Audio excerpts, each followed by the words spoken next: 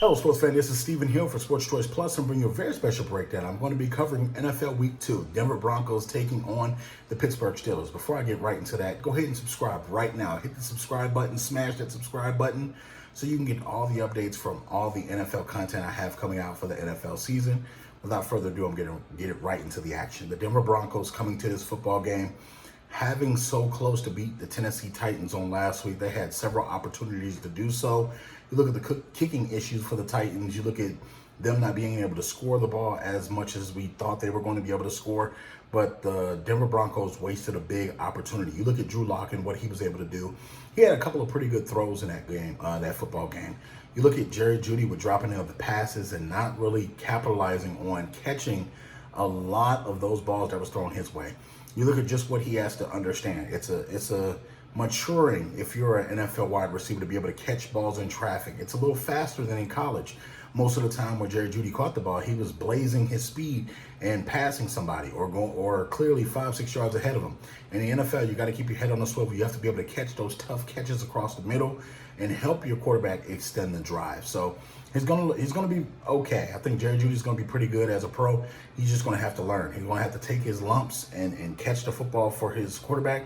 A couple of different things the Broncos did well with Melvin Gordon. Melvin Gordon carried the ball inside and bounced outside. You saw a lot what he did for the Denver Broncos in that rushing attack. I just think overall the offense is going to be okay. You just have to catch the ball, extend the fourth downs, third downs as well. And I like overall where this offense is headed for the Denver Broncos. They're talented, they're young, but they're talented. But I think this core of receivers and wideouts and tight end, you look at Fant and what he's able to do, I think this is going to be a pretty good bunch for the next couple of years to come. That Broncos defense, the back half, gave up a lot of plays. Again, I told people in the first video, I don't trust that Denver Broncos back half. I just don't. You can have whatever rankings you want for last year. I don't trust them in prime time moments where the camera's on, all the pressure's on, all the spotlight's on. They tend to let big plays get down the field, and as a safety, free safety, you got to be able to stop that to protect the front half of your defense. So the Steelers, a couple of things that they did well against the New York Giants. They basically told Saquon Barkley, not today, sir.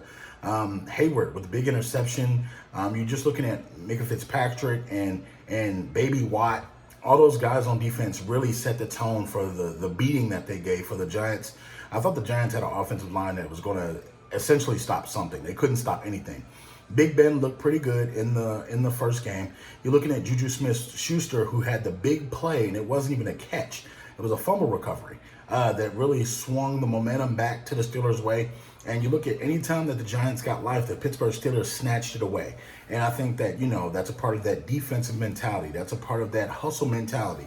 And Juju Smith is slowly developing into that number one mold of a wide receiver. So Big Ben, as long as he can stay healthy, that offensive line, keep him right, they're going to continue that trend of winning football games. I like how the offensive line protected them.